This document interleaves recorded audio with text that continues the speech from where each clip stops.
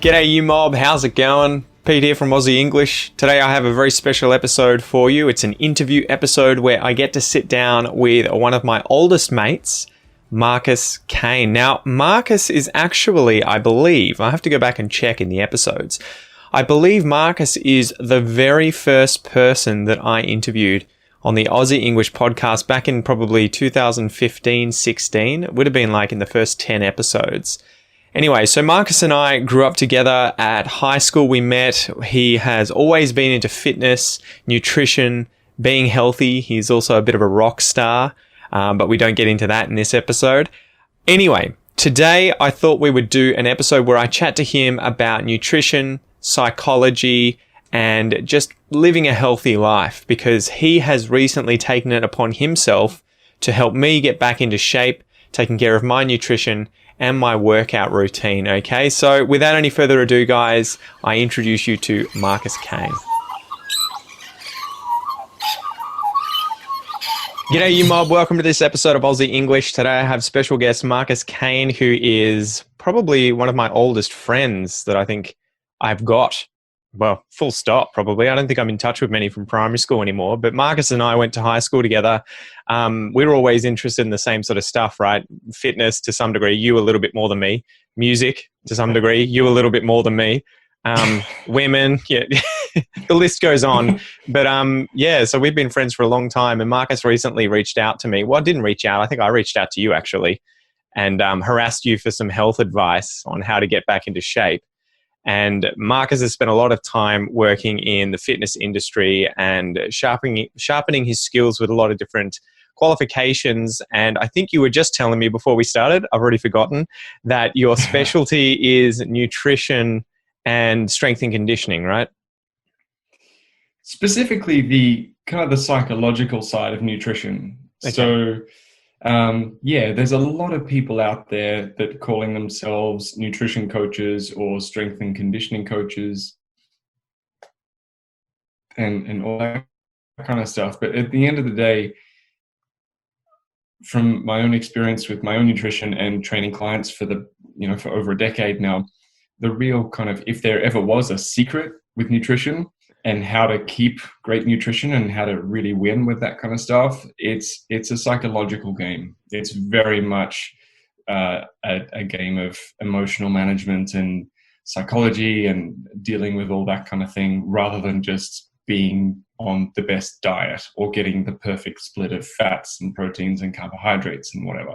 So really the psychological side of nutrition is something that I spend a lot of time with and that interests me a lot. Why do you think that is? Because out of everything that I know that you were passionate about when you were younger, like including first and foremost music and fitness, what was it about nutrition and psychology that really drew you to that area? I guess over the years, I've always been looking for the cause of different problems. So when I came up against a challenge for either myself or if one of my clients was experiencing difficulty with something, I'd always want to find the real root of the problem and solve the cause, rather than just try and go, oh, here, do this, you'll be fine. Like, I was always interested in what would really solve the problem, not would solve the problem for a couple of months and then put someone back in the position where they're worse off in a few months' time, but usually not months, usually years for me, I think. Well, you did well then. Always looking for the real root causes of things. And after like a decade in the health and fitness industry, learning about all different kinds of training and different diets, experimenting with them all myself, really it all came down to, and I started to see that it really all comes down to psychology. So when we look for the origins of challenges and why something like nutrition is so difficult for some of us, the answers really do lie in the way that we think and how we feel and our kind of what we might call day-to-day psychology. So where are the sort of places that people fall off the wagon or go wrong when it comes to both their sort of psychological attitude towards nutrition, but the nutrition itself?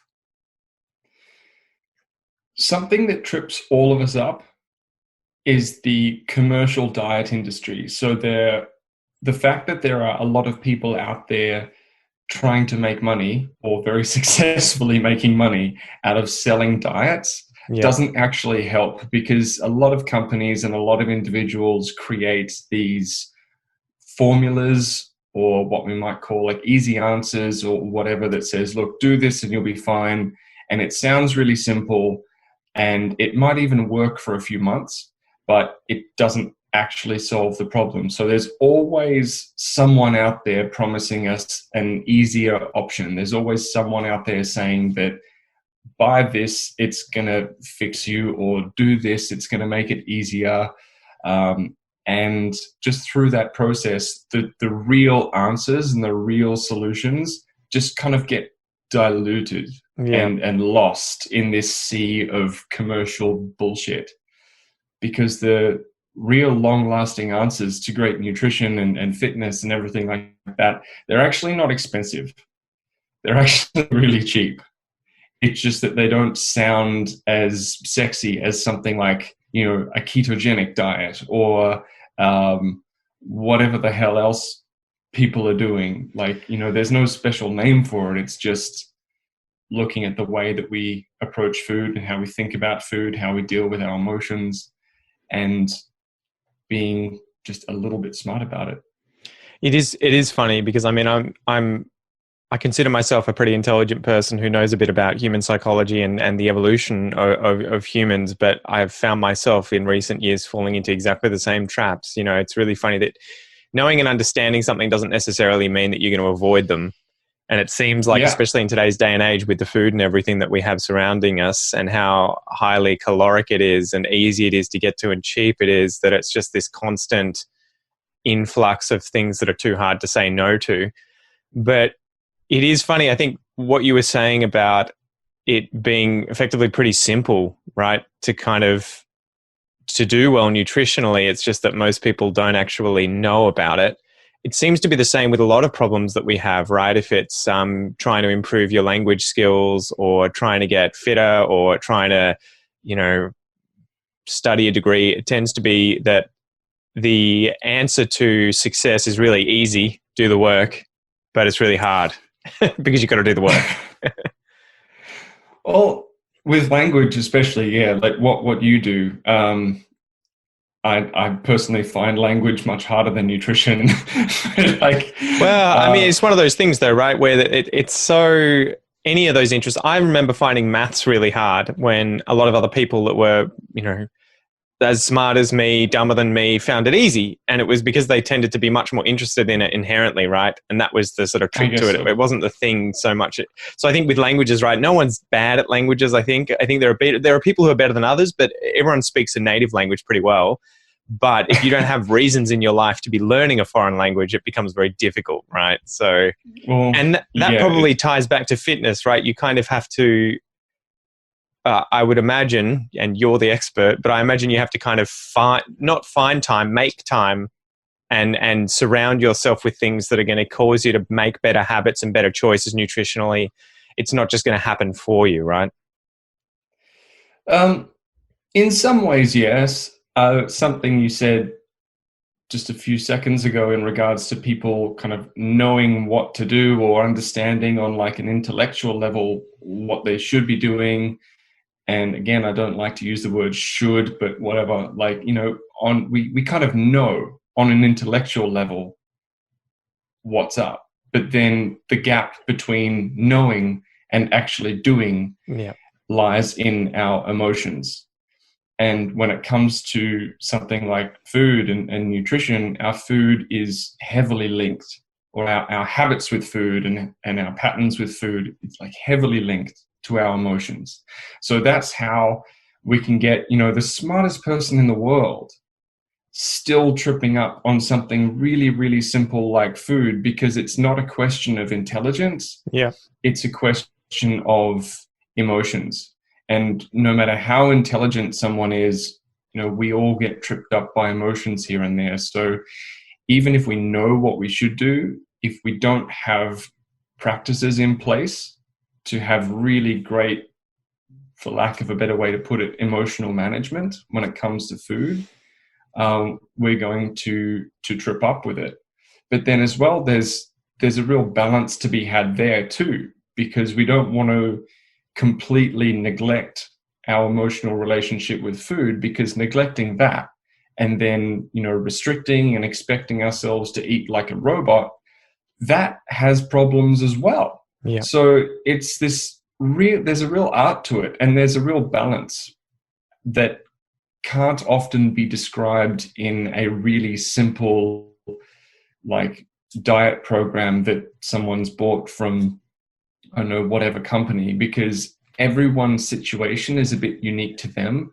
And it's about kind of learning the art of emotions and food, and physical energy levels and emotional energy levels, and the impact that stuff like exercise has on our energy levels, and in turn our appetite and emotions, and all these different factors. Yeah. So that's very much how someone can know, like on an intellectual level, what they need to do, but still get frustrated because they can't just seem to do it. And I know there'd be a lot of really smart people listening to your podcast in particular. Yeah, I put my hand up there, guys.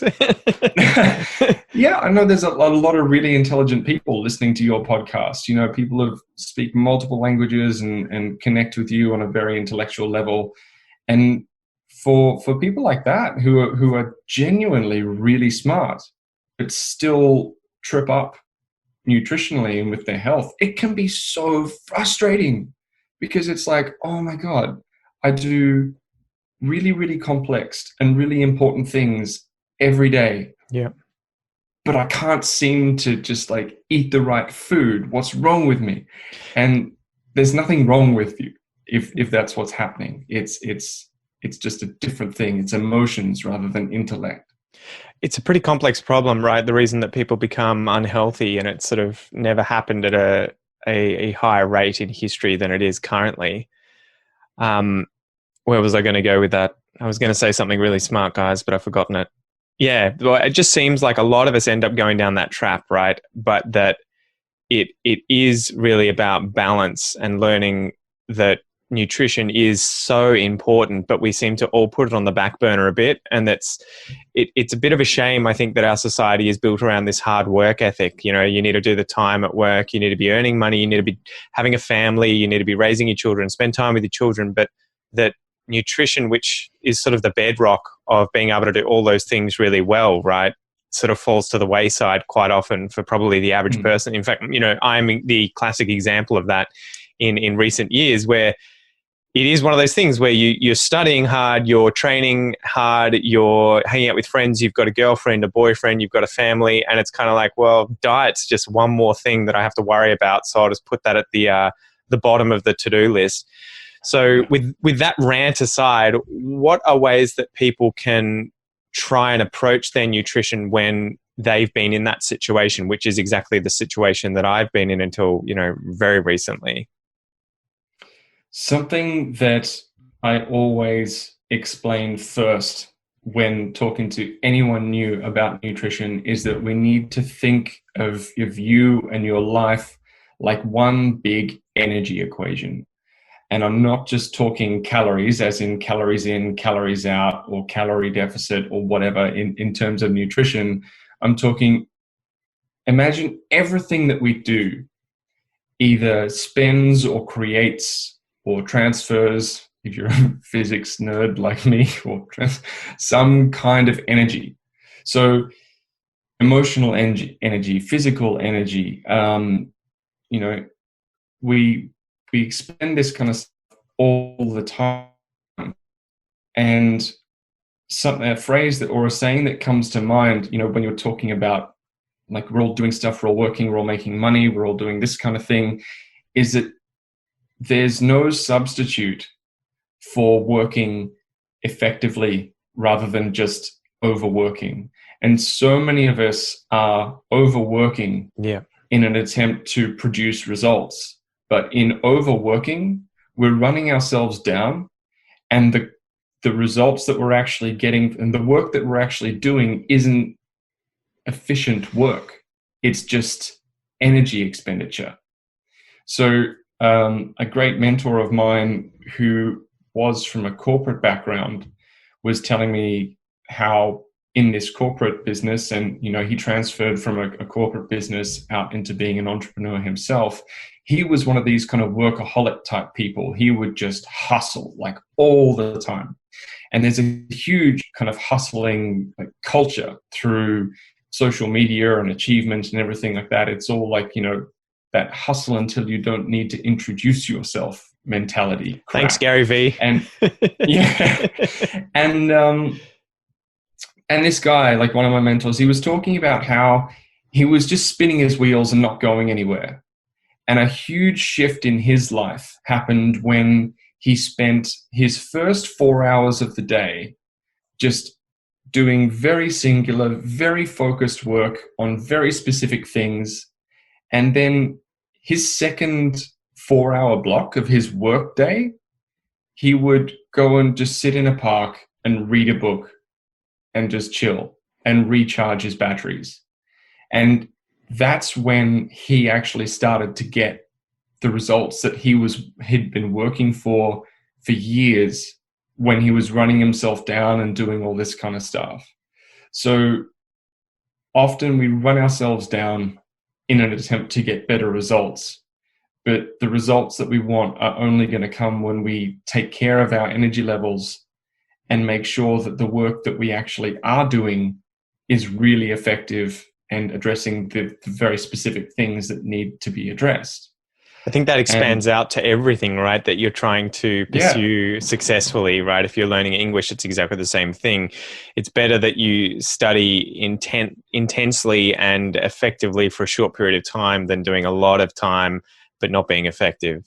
And then you get free time to do other stuff, Exactly.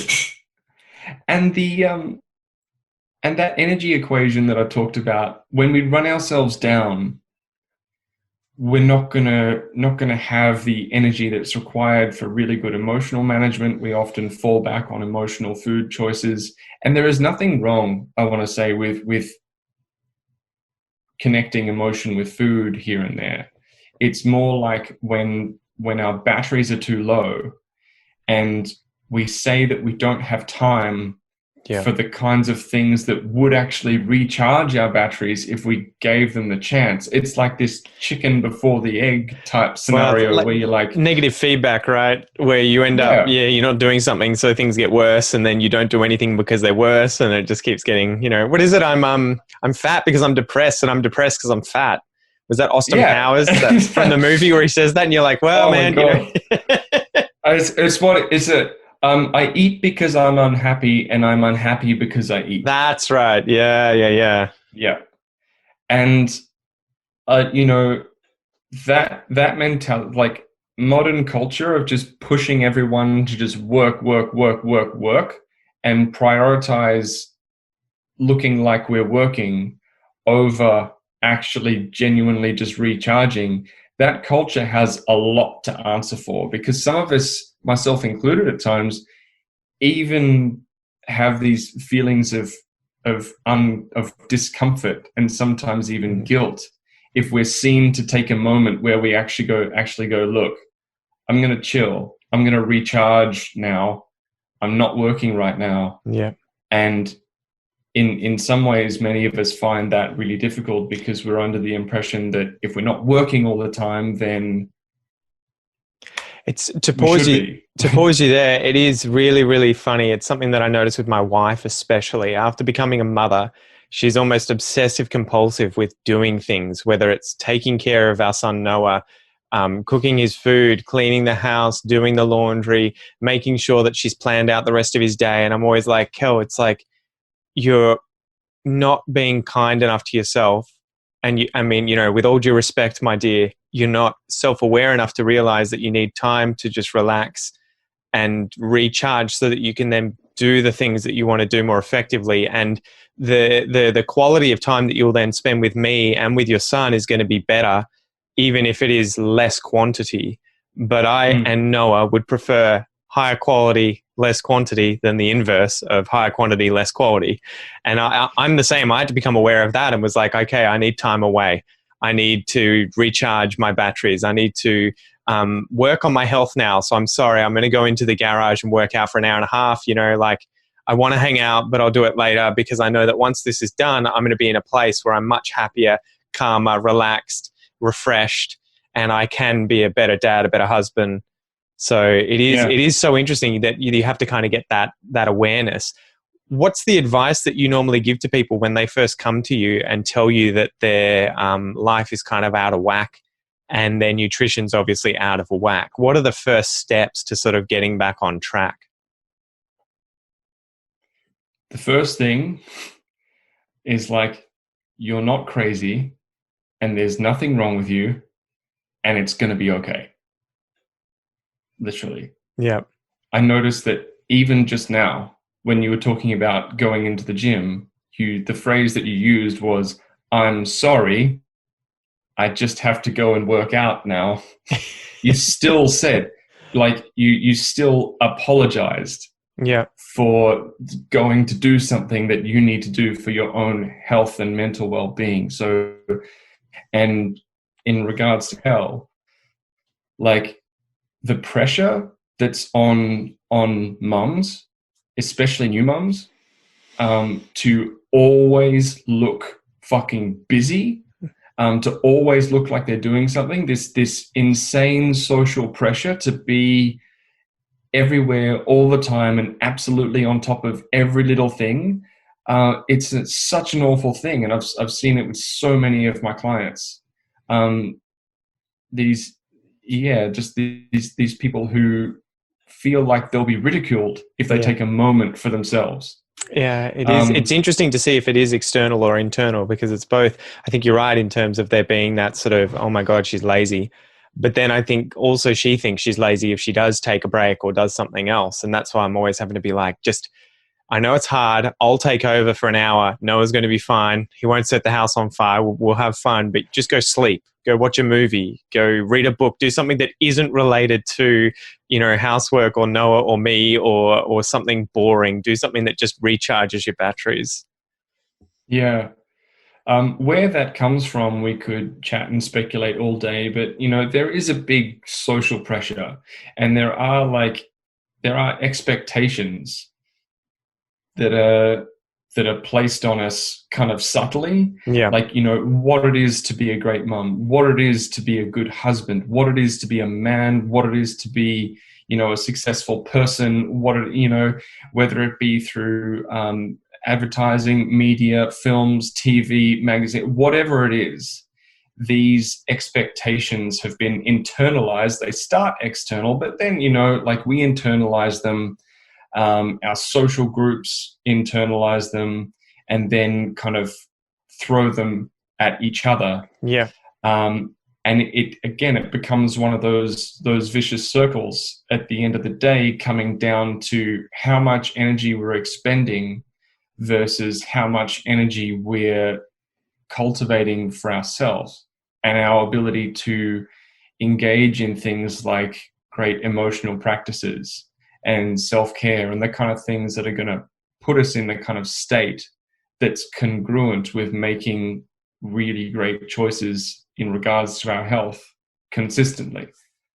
So what are the ways to get there? We sort of touched on it, and then I rudely interrupted you and gave you anecdotes about my problems in my life. For the person listening to this who's saying, or who knows in the background, my diet's not under control. I kind of just smash whatever, whenever. And I have a feeling that it's affecting me psychologically. It's affecting my health. It could be a problem in the future. What are the kinds of things that someone can do that would lead to a healthy, long-lasting change with their nutrition? There are two things that come to mind immediately for me, and these two kind of cornerstones.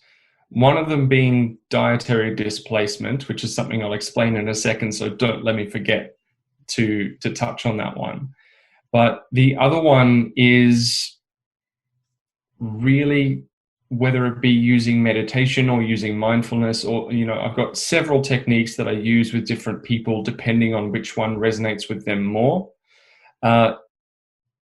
is really taking a step back from our own thoughts and looking at what thoughts and what feelings are really driving us to do the things we do, not taking those things as just for granted, because often if a thought or a feeling or something comes from inside us, because it's come from inside us rather than from outside, we tend to go, okay, well, that's definitely true. I should definitely act on that right away, you know?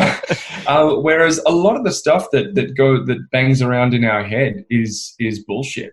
Mm-hmm. It's really, it's not helpful. In fact, most of the stuff that bounces around in any of our minds, from my experience of talking to people and working in this area, I wouldn't say that the majority of our thoughts are helpful. The majority of our thoughts are just noise. Yeah. So getting to the point where we can really take a step back from our own thoughts and look at the practices that we're engaging in on a daily basis, to cultivate really good energy. Look at what's actually driving us to do what we do.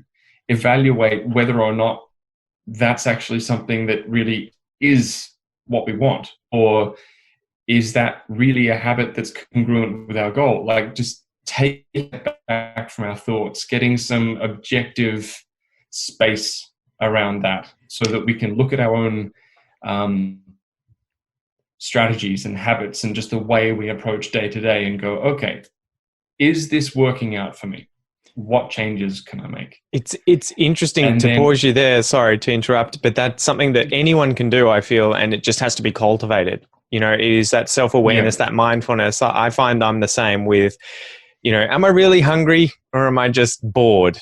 Do I really want to have, am I really hungry and therefore I'll have the cherry ripe chocolate bar? Or is it more that I'm just like, haven't eaten in 30 minutes, I'm a little bit bored. I could deal with a happy flavor in my mouth, whatever. And it's funny, the more you do that, the better you get at it, and the better you get at being able to say, you know what, I'm not really hungry. I can just skip this, or I can switch it for something else.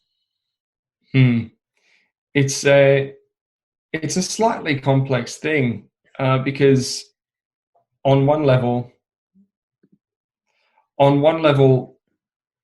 if we feel like having something, we don't want to always prevent ourselves from having it, because then that creates a dynamic of restriction where something starts to become this naughty thing that we're never allowed. And, we might get through a few days like that, or even a couple of weeks, but eventually that's going to catch up to us. Yeah. So what I mean in terms of really looking at taking a step back from our emotions and our thoughts is not so much in regards to food right away, it's in regards to our energy habits, our work, what we expect of ourselves on a daily basis, what strategy we're using to get the things that we want, the energy cost of that strategy, whether or not that strategy is actually the most effective way to do something, how much we're letting the opinions of other people dictate what we do. That's really those are the kind of things that I mean. If there are any kind of really exhausting, troubling thoughts or thought patterns that have been with us for a really long time that just exhaust us on a daily basis, that's essentially what I mean by looking at our thoughts, and then from there, dietary displacement. From there we can start to because it's essentially any crazy diet that's out there, we're driven to from a position of being emotionally compromised in one way or another. If we were to really examine what some of the diets that we're all doing are, no rational person would do them. Yeah. It's that we're emotionally compromised, that we're driven towards looking for these answers in all the wrong places. So once we've got a handle on this, is the big problem too that a lot of these answers tend to be things that are just not maintainable. They're short term. Yeah. You need to be, when it comes to a diet, it's almost a bad word, right? Where it's more about, you need to be thinking about something that's not temporary necessarily, and thinking more about organizing everything, in which case, I guess it depends how you're defining the word diet. Like, your general diet is what you eat, But if you go on a diet, it is that you've changed your general diet and you're doing something specific that's not long-term, but you need to be thinking about long-term stuff that's manageable, and it's all related to building habits, right? Yeah. And I've got a perfect example of being emotionally compromised leading to a bad decision in regards to that. What I see a lot is people going, I'm just going to do this particular thing to get started. Pull my hand up again. Just for the first 3 months. I just want to get off to a really quick start. I just want to do this. I'm just going to hit it really hard, and I'm going to be really strict, or I'm going to be really intense about this for the first 3 months. And I'm going to get off to a really good start. And then once I've lost my first 10 kilos or whatever, then I'm going to find something that's more sustainable. What someone is really saying there, or what we're really saying there, is that I need it now. Mm-hmm. I can't wait. It has to happen now. Instant gratification, right? It's a very easy thing to sell. It's if someone says, look, I can give you this and you can have it now, we're going to be like, shut up and take my money. But if we're really if we took emotions out of it and were just purely logical, this is a great example of we're not as logical as we think we are. That approach, it's a very emotional approach because it very much deals with thinking that we're taking care of something right now. Mm-hmm. But in taking that approach, we end up in the same position that we're currently in, but usually a bit worse off, after that particular diet stops working in a few months' time, and we still don't know what the long-term solution is. It's like we're just delaying finding the long-term solution. That's literally all that's happening. Whereas if we spent 6 to 8 to 12 weeks developing a long-term solution that really works right now, then this time next year, you won't be in the same situation. There are so many people who have said, I'm just going to do this to get started because I want to get off to a really quick start. And they've done that like once a year for the last 5 years. Mm-hmm. And every year they find themselves back in the same place over and over again. But if on the first year, they just said, right, I'm going to make it work properly, then they would have saved themselves 4 or 5 years of effort and probably a bunch of money as well. Sort of sounds like what it was like training jiu-jitsu back in the day, where when you first start, almost everyone gets sucked in and wants to do more. But as a result, you pretty much always end up injured. And the result is that you can't train for months, potentially, if you get a broken rib or a twisted ankle or shoulder or something, which it's kind of that same thing. I think it ties in with diet, where you go hard and you want the results straight away, but you're not thinking about the long game, and that as a result of going hard and fast at the start, it's not going to last very long, nor will you achieve the results that you would achieve otherwise if you'd just taken it easy. But it's a harder sell to people, I take it, because you want things right now. You want the results ASAP, as opposed to just do, 50% of what you were thinking on a regular basis for a few months, and you'll actually get those results. It's more, I want to do 200% for the first week. Yeah.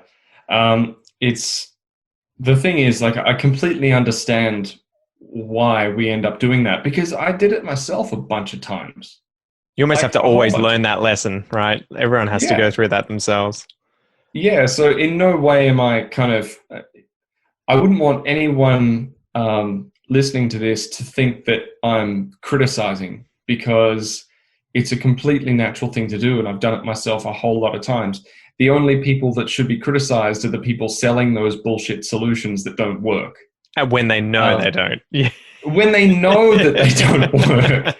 The thing, so when I mentioned dietary displacement, which is my all-time favorite way to fix a broken diet. First day on dietary displacement. Can agree. It's been great. Well, haven't snacked. Yeah, amazing. Yeah. And where so many of those really kind of quick approaches focus on what you can't have. You're not allowed this. You're not allowed that. You're not allowed that. Even certain diets that focus on abundance, saying you can have these foods and as much as you want, but you can have none of these. None. Yep. Absolutely none. Never. So they give you this illusion of you can eat as much as you want, but only these things. You're free to do what we tell you. You're free to do what we tell you. Yeah, exactly. Whereas dietary displacement, most of us are just in a difficult place with our food because we're not getting enough of the kind of nutrients that's really going to fuel us super effectively, and we're falling back on things that are really high in calories and low in volume. So that's a lot of calories compacted into a small thing that results in us being able to consume a lot of calories very quickly and not even feeling full or satisfied. So dietary displacement looks at setting targets for things like, all right, this is how much protein you need to eat in a day. And for the first couple of weeks, we literally look at nothing nutritionally but proteins. Are we hitting our protein target? If not, what can we do to fix that? And we just you should probably mention too that that's specifically for people training, right? That's that the protein becomes so important for people trying to build mass, not just having a healthy diet in general, or for both. No, everyone. Okay, all right. And this is the thing. Like this is something that, say someone has no interest in exercising in a gym sense. Yeah. Protein is still just as important. And they're probably not getting it? Like the average person's probably undershooting? Absolutely. Wow, okay. Yeah, absolutely they're not getting it. So protein doesn't just build muscles. Even different hormones and peptides and everything like that. Like there are so many things in our bodies that are made up of amino acids. Yeah. And what are proteins? They're groups of amino acids. So amino acids play a huge role, massive role in the human body. So it doesn't just come down to eating protein to get bigger muscles. So it is tied in with mood and emotion and just overall well-being as well then? Yeah. Yeah, the protein actually plays a huge role in our immune system too. So, but also protein is really highly responsible for satiety. So making you actually feel satisfied when you've eaten. Like we can put raise my hand again there because I just had 3 chicken breasts today. Jesus Christ. Yeah. Like we can put away a lot of carbohydrate before we start to feel full. Can contest 1 packet of chips in about 10 minutes and then just shame. Just shame. Tears and shame. There's no need for shame. Love yourself. So when we start, like a lot of people's problems in regards to food, like start to disappear when we hit our targets with eating enough protein. Not just protein, but then after we kind of get into a safe space with protein and we're like, okay, we're getting enough, then we look at, all right, how's your colored vegetable intake? Yeah. What kind of colored vegetables are you getting throughout the day? And ironically, we often don't need to go too much further than making sure that we're getting enough protein and making sure that we're getting enough colored vegetables before we start to see some absolutely awesome results. I've had people on programs with me that were, I wasn't even telling them you're not allowed this or you're not allowed that. I wasn't telling them what not to eat. The only thing I told some of these people was, let's hit our protein targets and let's hit our vegetable targets before you can have another food, before, like if you're hungry, before you have whatever it might be, ice cream or chips or pizza or whatever, eat this stuff. And then if you still want a bit of the other stuff, you can have it.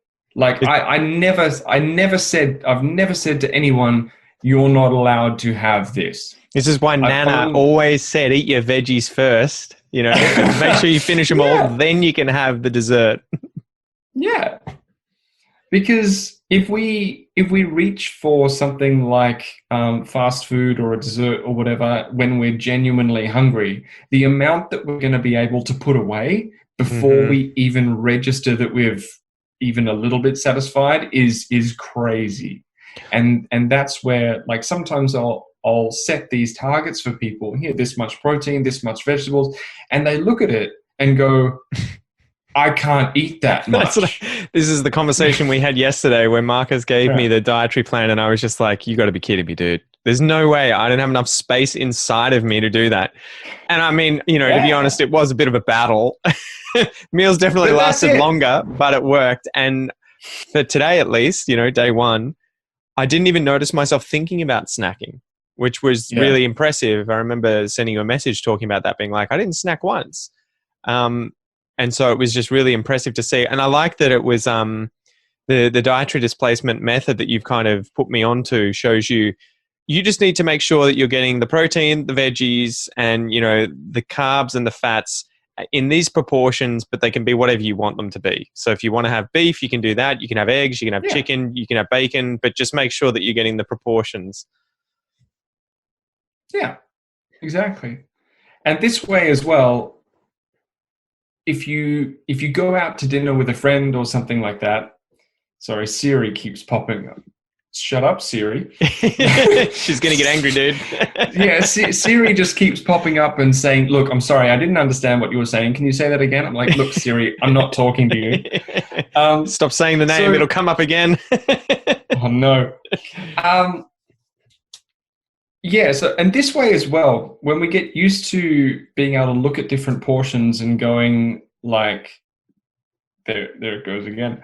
When we start looking at different portions and being able to say, yeah, that's right, that's what I need or whatever, rather than relying on some weird formula. Yeah. It means that we can do stuff like go out to dinner with friends and not freak out when we look at the menu. It means that we can have... You got the rules, but they're kind of loose, and you can find movement within them to be sort of comfortable and do what you want to do. Yeah, of course. And it just kind of sets you up to be in a good place for longer, you know, forever. Like, I don't actually, you know, by most people's standards, my physique or my build, people would say that I've got a relatively, like, I've got a pretty athletic build. Like, I look like an athlete. So I actually never count my calories. I never use a calculator when it comes to calculating food. I eat, there is no food that I'm not allowed to have. The only thing that I really keep in mind every day is, have I hit my protein targets, and have I eaten, you know, some, like a good quantity of colored vegetables. That's it. When you hit those targets, everything else just kind of manages to find a way. And then if you get to that point and there still are some issues with other foods, that's when we re-examine again the psychological and emotional side of things. Because if we're physiologically satisfied, if we've hit the targets that make our physical body go, cool, all right, that's me done, thank you, and we still want other things, then we start to ask, all right, there's nothing wrong with wanting something else because all food is fucking delicious, but let's have a look at what's going on there. So this comes back to the self-awareness thing too, to some degree, right? And being like, am I hungry? Am I bored? Is it something else that's here that's, you know, emotion or psychology-wise that's pushed me towards this food? If my body is already satiated and I know that I've taken in enough calories for me to be physically fine and have everything I need. Sometimes it's just a case of the brain being really, really good at learning patterns. Mm-hmm. Like, if at a certain time of the day, or when you experience a certain emotion, or when you're around certain people, your brain is accustomed to being fed a certain thing at that point. When that trigger happens again, your brain is going to go, are we ready? Mm-hmm. Like dessert. Yeah. And it produces this desire in terms of an urge. Like it really, if you resist it or if you try and ignore it, it starts being quite like, imagine if like we all have our own in a very real sense, we all have our own inner child, like still with us. We all carry around like a little 5 or 6-year-old kid in us, in a very real sense. So imagine if you went to a friend's place with Noah. And how old's Noah now? 19 months. 19 months. All right. So even at his age, imagine if every time you went to visit someone with Noah, that person gave him a certain treat. And then that happened for weeks and months. And then all of a sudden, you went to visit that person and no treat appeared. I'm sure Noah would have something to say about it. He would know. Like, I was going to say I'd make sure they had kids and that I was bringing a bigger, fattier, grosser treat for their kids and see how they felt. Well, essentially, like, what I'm getting at is that kind of the inner child in us. Some people call it the inner child. Some people call it the animal brain. Some people just refer to the subcortex in our brain as the part of our brain that processes a lot of emotion, and there's some memory in there and everything as well. I know the brain's super complicated and doesn't really work in a two-dimensional, this does this and that does that kind of way. But people refer to this with many different ways. But it's that inner child. It's the animal brain. It's the part of our brain that isn't the neocortex. Like the neocortex being our very human, logical, analytical brain that knows, that can, analyze, ask questions, all that kind of stuff. Other parts of our brain just go, I got the candy last time. Where's the fucking candy now? Where is it? And it's, and that part of the brain produces these urges if a pattern is broken. And these urges can feel really strong. And if we don't follow them, that part of the brain will start speaking to us in our own language in ways to try and get what it wants. It might say things like, oh, go on. Like, you've earned does it really matter? Like, you've earned it.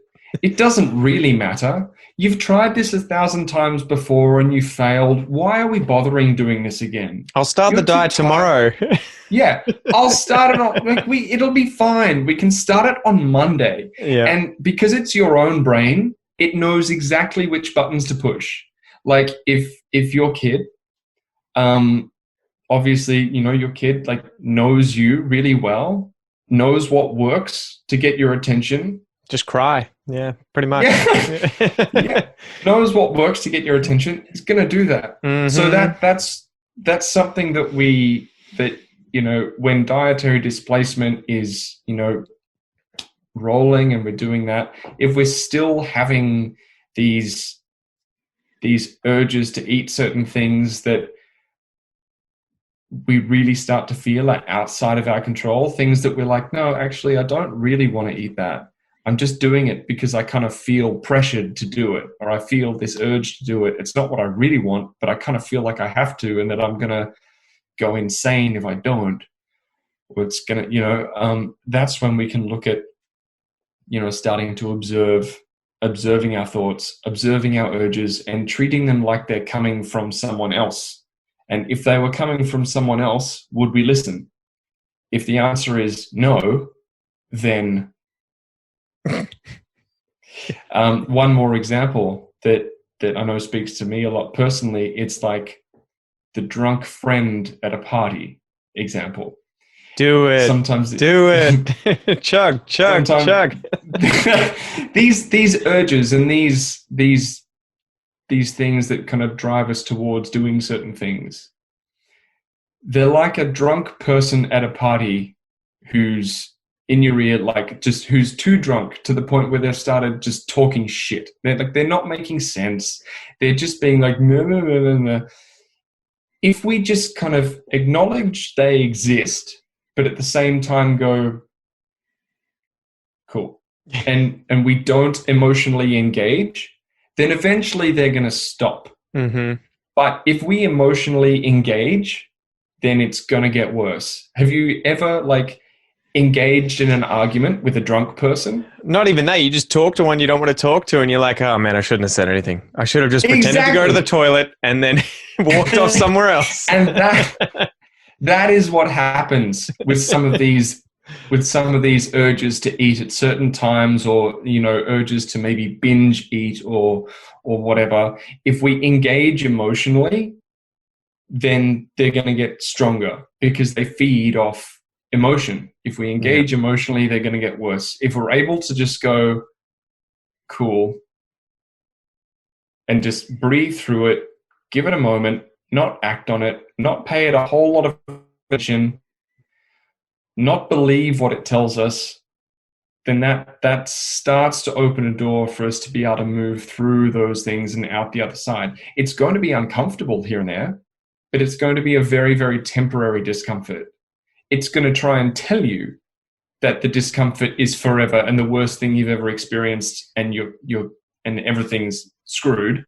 But if you don't believe it, and if you stay distant, you can move past it, and eventually that leads to retrain the brain to not send those same signals.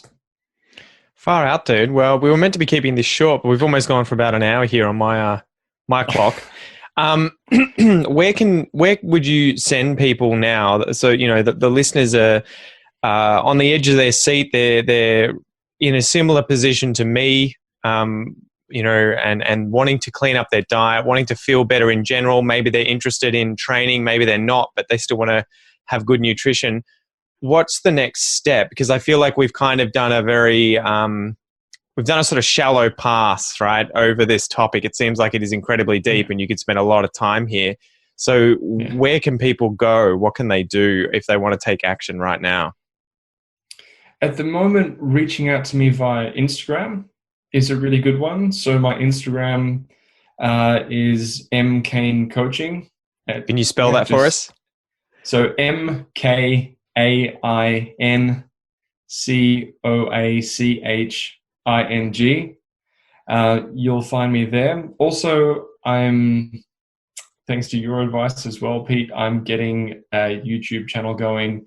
My girlfriend has been telling me to get a YouTube channel going because some of my content is a bit long for Instagram. I know you've mentioned YouTube a few times. Someone else just mentioned that I should be doing YouTube yesterday because, again, some of the things that I have to say, if you can't already tell, some of them end up being a bit long. So there's going to be some stuff coming out on YouTube as well. At the moment, my YouTube channel under the same name as Instagram is up, and there are a couple of follow along workouts on there, but there's going to be more nutrition and kind of mental game stuff appearing up there over the next few months. Awesome. Yeah, I would say go check out Marcus's Instagram and YouTube channel, and then just dive in and contact you with any questions, right? And if you are potentially interested in getting Marcus on board and having him train you, you've got the added benefit of having an Australian speaking to you in English at the same time, who grew up with me, so he can tell you, I'm sure, plenty of horrible stories about our past. Anyway, Marcus, thank you so much for coming on the podcast, mate. Thank you very much. Cheers, mate. Thank you.